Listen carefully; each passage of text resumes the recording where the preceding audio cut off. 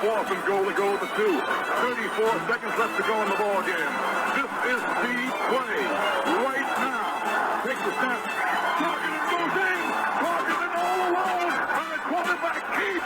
Wow, what a call. Nobody touched him.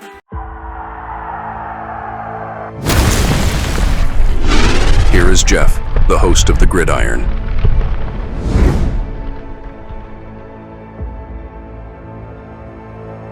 All right. Welcome to the Gridiron, baby. If you can give this video a thumbs up or maybe share this video, that would be absolutely freaking phenomenal. Subscribe to my channel. Thank you. If not, please go down below, hit the subscribe button, hit that bell icon. That way next time I go live, if I put a video out, you'll be notified. And it's free of charge. What do you got to lose? It's totally free of charge. But if you are subscribed to my channel, thank you. If you want to help support my channel out, description box below, very top link, takes you to my membership page.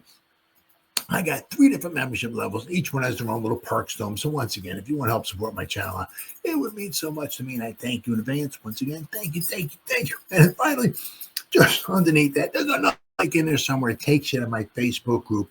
It's called the New York Giants, The Gridiron. It's my Facebook group. We have over 10,200 members in the group. It is doing simply marvelous, my man. Basically, if I'm alive and breathing, and if I got internet access, I am putting stuff in this group darn near 365. It's called the New York Giants, The Gridiron. It's my Facebook group. Please join it. You will not be dissatisfied. I promise. Oh, here we go. Let me tell you something, brother. Darth Vader has heart.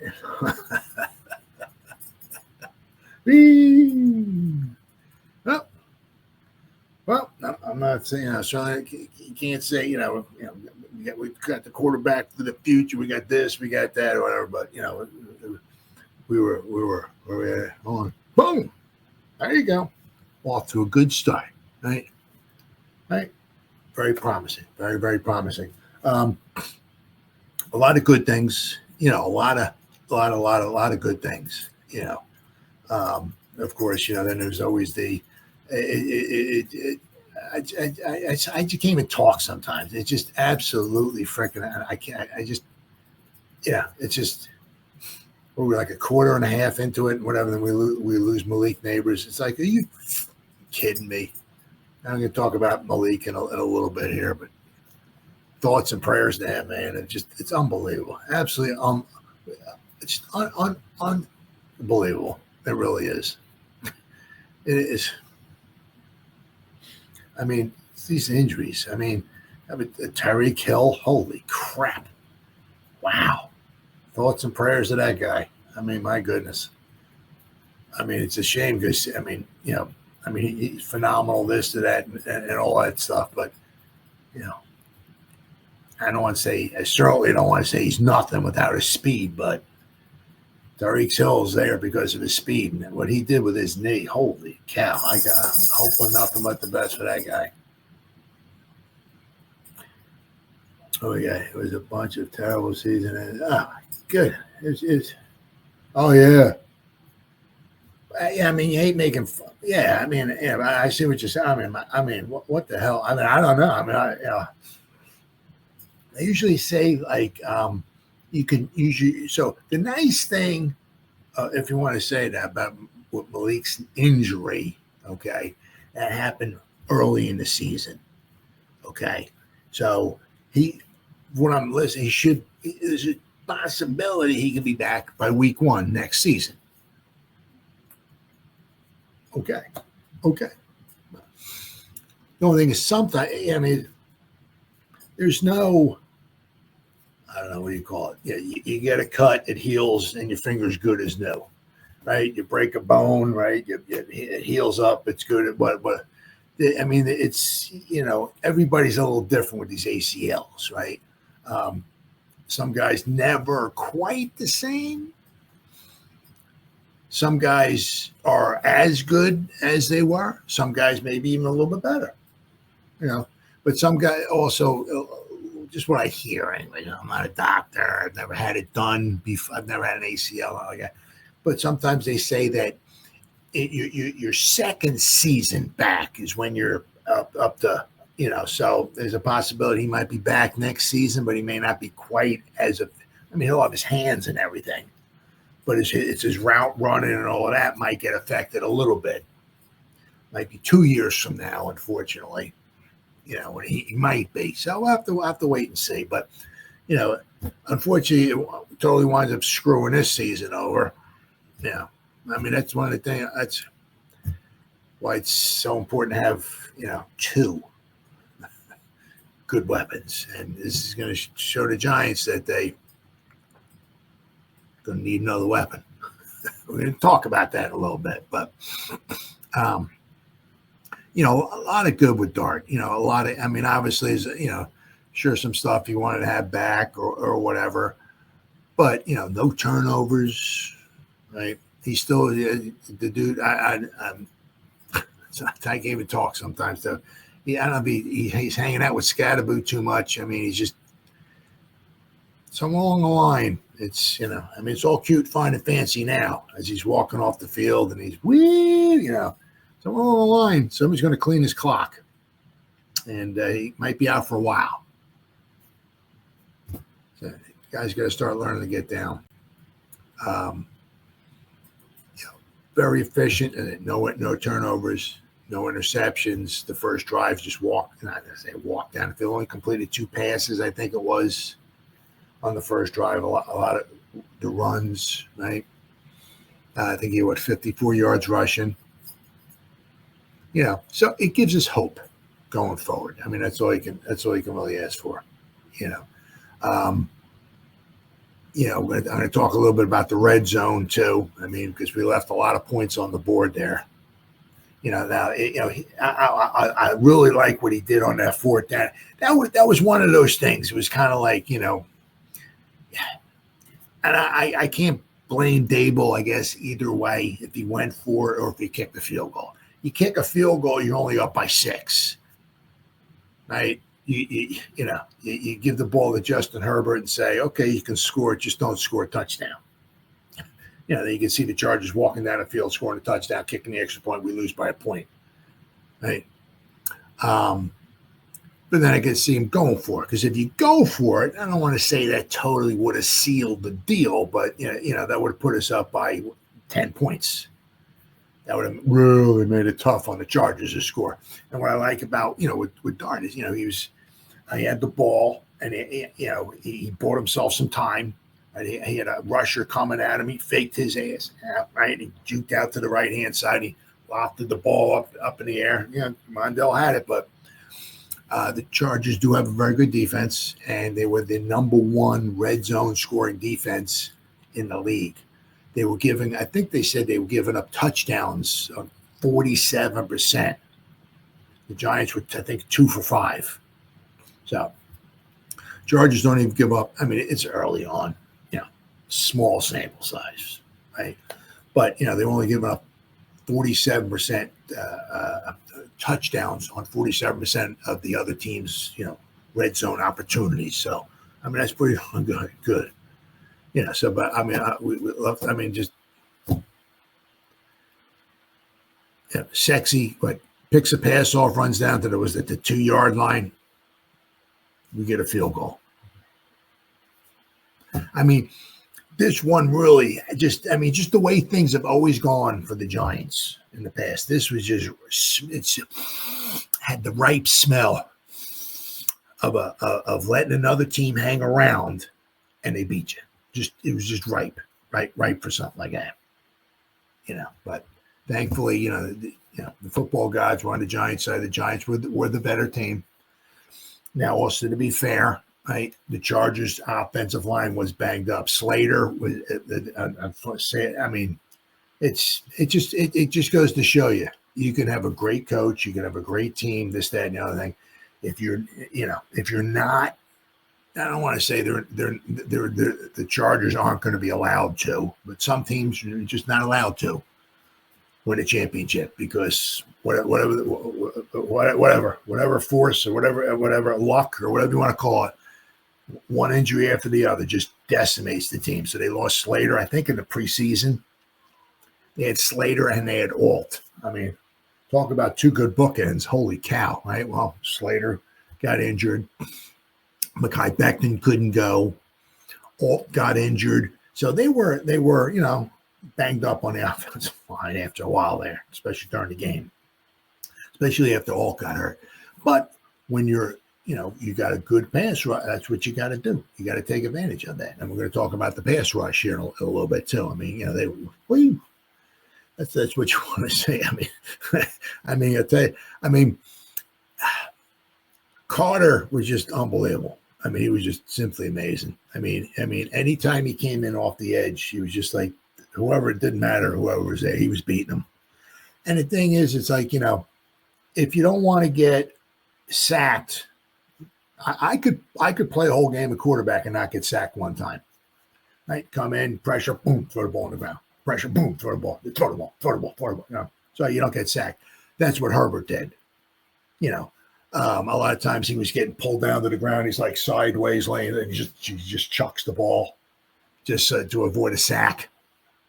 So he, if there were many other quarterbacks out there, he might have got sacked quite a few more times. But Herbert, big, strong, but also some guys just the guy's got him around the waist. He's falling down. I'm just going to chuck it. I'm not taking a sack.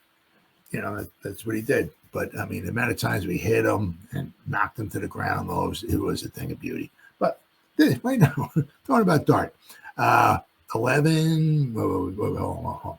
What we had? 13 out of 20. I'm sorry, 11. 111 yards. Okay. Only 5.6 yards per attempt. He had the one touchdown, no interception, but he took 5 sacks. A couple of them were on him. Okay, a couple, but we're going to talk about a little bit about the offensive line, but his running was very, very good. He took off. He got some first downs, which is huge. Extending the drives. I mean, I think we had like 35 minutes. 35 and a half minutes of time of possession. 35-28. Yeah. So, I mean, very good. We ran the ball. I mean, how many times we run the ball? 42 times, 161 yards. Of course, a couple of those was also, out of the 161 yards, 54 of it was Dart. So the running backs had 107 yards. So, that, not bad. But you could also tell, too, in the beginning, Cam was averaging like over 4 yards a carry in the beginning. Then it seemed like once Malik got injured, we didn't really have too much to really threaten him. I mean, we got guys, but there's no defensive coordinator staying up late at night. Oh my God. Got Darius Slayton. Whew. How are we going to cover that? There's nobody. Sorry, I love Darius, but Scadaboo's numbers, his yards per carry started coming down and down and down. He was under 4 yards a carry by the time the game was over with. So you can kind of tell Malik going down. And that's one of the problems the Giants are going to have going forward, right? The last time we played in Nolans, Tommy Chicken Cutler Parmesan was at the height of this. That's when he won the 3 in a row, whatever it was. He was, hey, right? So we go down to Nolans, and of course we get totally annihilated. But we lost. We looked bad. And the players from Nolans, I guess they have nothing better to do. They were all making fun of Tommy Chicken Cutler. They're all going, I guess, making fun of him. So it's not going to be easy. Well, I mean, especially because it's going to be loud. So whatever Dart's going to do, we better figure, whatever we're going to get going on there for solid count, because they're going to need it in New Orleans. It's going to be freaking loud as heck there, right? But one thing that we have to start. It's with Malik there. Okay, you got, as we saw, right, against Kansas City, you got a cornerback cover, following them, right? Got a safety over top, and maybe even had like a linebacker shading over that way. So basically half the frickin' defense was, on Malik's side, But now, if there's nobody scaring them, right, and we're trying to run the ball, a decent amount, they could put, they can load the box and just put one-on-one coverage with all the, okay, try to beat us, So, and our wide receivers are going to have to try to get open. I mean, it's not going to be, not going to be that easy. So this is why it's so important that, it's much easier said than done. I get it. To just say, oh, we need 2 weapons, but that's when you can really use, because if that one weapon goes down, a lot of trouble. But, I mean, all in all, very, very, very impressive. He gave us hope. Right, we have hope going forward, for the future. So, he did. What was it? The first time I got it here. First time in 23 seasons, I think it was, that a rookie quarterback, I guess maybe made his first start against a team that was undefeated and won. Let me see. Oh, I got it here. Okay, here we go. There we are. Dart becomes the first quarterback in 23 years to pull off this rare feat in stunning win over the Chargers. After sitting on the bench for the first 3 games of the season, Dart finally got to make his first start of his career Sunday. It was a memorable one, with the quarterback leading the Giants to a 21-18 upset win over the Chargers. Dart was impressive in his debut. He didn't put up huge numbers, but he kept the Giants' offense moving, especially with his legs. Now, we were also 7 for 15 on third down conversions. Very good. Very, very good. The week before, what the heck were we? 1 for 10, I think, against the Chiefs, and 1 for 4 on fourth down, I think it was, against the Chiefs. So between third and fourth down conversions against the Chiefs, we were 2 out of 14. This week we were 7 for 15 on third down conversions. So very important. Thanks to the win, Dart became the first quarterback in 23 years to win his first career start over a team that's 3-0 or better. The Chargers are 3-0 going into the Sunday's matchup at MetLife. Before Dart came along, the last time it happened came in 2002 when Mark Bulger led the 0-5 Rams. So the Rams were winless. The Giants were winless, okay, to a stunning upset win over the Raiders, who were 4-0 at the time. Now here the Chargers were 3-0 at the time. Let's not forget, in 2002, the Raiders went to the Super Bowl. So Raiders were a very good team in 2002. Since the AFL-NFL merger in 1970, there were only 5 quarterbacks who pulled off the feat prior to Dart. There was only 5. One of them was a Giant. So the feat's been done 6 times. 2 of them been by Giant quarterbacks. Not too shabby. So the first one, okay, was where a rookie quarterback making his first start ever beat a team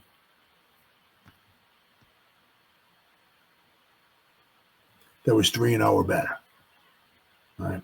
So the first one was Phil Simms in 1979. The Giants were 0-5. The Buccaneers were 5-0. Now Simms had a very good rookie season. He went 6-5. Those were the only 6 wins the Giants had. The Giants were 6-10 for the season, right? Pisarcik and Randy Dean were the quarterbacks, the other 2 quarterbacks, and they went combined 0-5. So the Giants were 6-10. But Phil Simms once again gave us some hope. But Phil Simms in his initial game only threw for 37 yards. Now you take away the 19 yards that he got sacked. He got sacked, I think, 2 times. Phil Simms only threw for a net of 18 yards in his first career game. And somehow we won it because we ran the ball 52 times. But right, it proved, we got over 200 yards rushing against the Buccaneers. Now, in 1979, the Buccaneers were a very good team. They went to the NFC Championship game. They lost to the Rams 9-0. The Bucs had a very, very good defense that year. Very good defense. The next time it was done with Frank Reich of the Bills. But the Bills were 3-2. They were not undefeated. They were not winless. Phil Simms' team was winless. Jaxson Dart's team was winless, and Mark Bolger's team was winless. I think the other ones, Brett Favre and Jeff Garcia and Frank Reich, all their teams had wins. So it's only been done, I think, 3 times since the merger where a winless team with a rookie quarterback making his first initial start went up against a team who was 3-0 or better and beat them. So it's only happened 3 times. But Frank Reich, the Bills were 3-2. They went up against the 5-0 Rams, and they wound up winning. 1992, Brett Favre, maybe you heard of him. Let's see, week 3. So week 4, the 1-2 Packers faced the 3-0 Steelers, who were favored by 3. No, actually, Brett Favre came in the week before when the Magic Man, Don Mikowski, got injured. So, but Brett Favre's first career start was the following week, the 1-2 Packers, because they beat the Bengals that week, in week 3. Week 4, they went and they faced the Steelers, who were 3-0. And Favre threw for 210 yards and 2 touchdowns, including a 76-yard score, Sterling Sharp, and the Packers won 17-3. The next time it was done was by the giant killer, Jeff Garcia. He knocked the Giants out of the playoffs with the Eagles and the 49ers. But in his first career start, Garcia faced the 3-0 Titans. And in 1999, the Titans were very good because they went to the Super Bowl in 1999. The 49ers won 24-22. And then in 2002, the only other time it was done by a winless team, Mark Bolger in a 28-13 win over the Raiders back in 2002. So actually it happened, 2002 over the Raiders. Bolger got a lot of help from his rushing attack with Marshall Faulk. It helps if you have a future Hall of Famer running the ball, 158 yards on the ground. Though Bolger didn't put up eye-popping numbers, he threw for just 186 yards, which ain't bad. He did throw 3 touchdown passes. The Rams defense also forced 3 very big turnovers. So it's very, very impressive. All you can, really, really hope for, right, is just give us some hope, right? Oh, we guys need to play way better. Bad play call, bad day. Yeah, I know. I mean, that Hampton touchdown run, I mean, had the one hole there. I don't know who was supposed to fill that. If that was supposed to be Muasau or maybe the one didn't, or I don't know. But there was that hole there. He hit the hole and he was gone. I mean, yeah. Good game, Dart. That's poison pocket. Oh yeah. Oh, that's huge. Those 6 first downs they picked. I mean, that was huge. That's so demoralizing for defense, too. You get them in 3rd down and whatever, right? And the quarterback's in the pocket. Boom, just takes off against the first down. That's demoralizing. That's tough. That's tough. Which is great because you want to keep the defense on the field and tire them out. Yeah, it's great. This thing is that is toughness. Oh, yeah. No, it didn't seem like he got rattled. Nope. I mean, he's very, very tough. Absolutely. So he's giving us hope. He's giving us hope. Because after, I mean, hey, I got to move my legs home. I got my dog in front of me on the floor. I got to move my legs without kicking them. There we go. That's better. After Daniel Jones, whatever it winds up being with that. If it was the Giants, if it was the coaching staff, if it was I don't know, it was a Lucky Charms leprechaun, if it was Santa, whoever's fault it was with Daniel Jones, he's not here. I wish the guy nothing but the best, but we're moving on from the Daniel Jones thing. Now we need a quarterback going forward. Let's hope maybe we got one. That'd be fantastic, right? He's just giving us some hope, right? It wasn't like. Another thing, was a lot of the yards that, a lot of short passes because the Chargers play really deep. It's like, you'd have to basically have to throw a ball up in the air and hit it with a baseball bat about 400 feet to get it past the. I mean, they're not going to let nobody get past them. That's why look, Malik Neighbors, a couple of his catches right for 20. Got 2 catches for 20 yards or something. I mean, just short passes. I mean, they play deep, and they have a very good defense, though. Very, very good defense. I mean, but we did what we had to do. The moment didn't seem too big for him. He's going to learn as he goes along. All these snaps he takes, all these looks and all that and everything's going to be really going to help him out going forward. And hopefully next year he'll be even better prepared. Hopefully we get Malik back, right? And I said, we need it. We're going to talk about this. So we need another wide receiver, another threat of a wide receiver. So I'm going to talk a little bit about that.